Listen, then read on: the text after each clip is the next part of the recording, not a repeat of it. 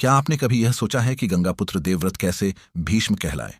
जब देवी गंगा राजा शांतनु को छोड़कर चली गईं, तब उन्होंने अपने पुत्र देवव्रत को पिता की देखभाल के लिए छोड़ दिया।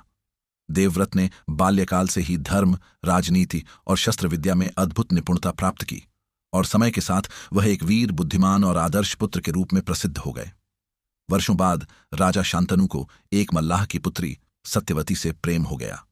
वे उससे विवाह करना चाहते थे, परंतु सत्यवती के पिता ने यह शर्त रख दी कि विवाह तभी होगा जब सत्यवती का पुत्र ही हस्तिनापुर का उत्तराधिकारी बने।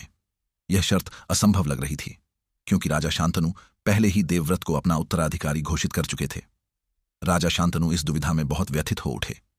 यह देख देवव्रत अपने पिता के सुख के लिए स्वयं आगे आए। उन्होंने सत्यवती के पिता से मिलकर स्वयं सिंहासन छोड़ने का वचन दिया, परंतु सत्यवती के पिता को यह भय था कि भविष्य में देवव्रत की संतानें राजा बनने का दावा कर सकती हैं। इस भय को दूर करने के लिए देवव्रत ने कुछ ऐसा कर दिखाया जो आज भी इतिहास में त्याग की मिसाल के रूप में याद किया जाता है। उन्होंने आजीवन ब्रह्मचर्य का कठोर व्रत लिया और यह प्रण लिया कि वे कभी विवाह नहीं करेंगे और न ही संतानोत्पत्ति करेंगे। यह वचन इतना कठोर और असाधारण था कि तभी से उन्हें भीष्म कहा जाने लगा, जिसका अर्थ है महान व्रतधारी। अपने पुत्र के इस अनुपम त्याग और समर्पण से अभिभूत होकर राजा शांतनु ने भीष्म को एक दिव्य वरदान दिया, इच्छा मृत्यु का वर। अर्थात भीष्म जब चाहें तब अपनी मृत्यु को स्वीकार कर सकते हैं।